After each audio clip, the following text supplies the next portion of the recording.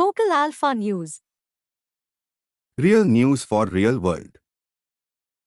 Now, it's perhaps a bit obvious to explain to people who live in the Sunshine State what your contribution is to the relationship. But coming here, I must say, I was impressed. I believe today there are, my figures could be a little bit dated, but I think about 125,000 people of Indian origin who live here. Would that be right? I think a little bit more, Peter, than when you started off.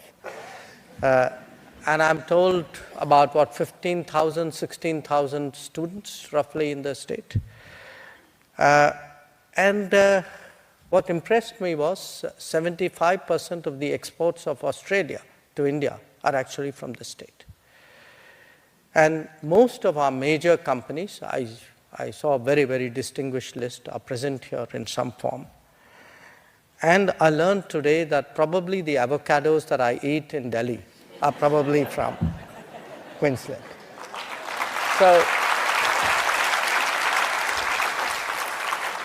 So I think, you're doing your fair share, but it will never be enough. It will never be enough because we have to keep working at it.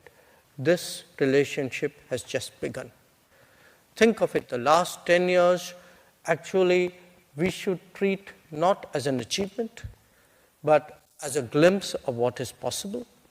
I think what we have, in a way, done is to put in place a certain framework in which this relationship will grow and foster in times to come.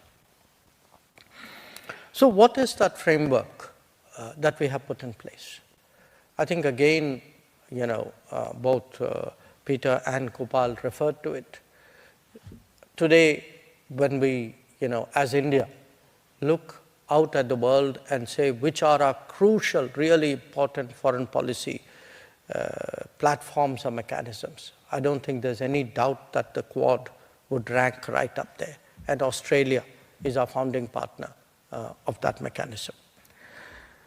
In terms of our bilateral ties, in diplomacy, you kind of come up with words which are a signal to your own system, to other people, and the more adjectives you add, the weightier it gets. So when we speak today of a comprehensive strategic partnership today, this is a description. In bureaucraties, it has a meaning. It's not with every country that we would use those terms. In fact, there will be very select countries to whom we would accord, that description of the relationship. And Australia happens to be one. Focal Alpha News. Real news for real world.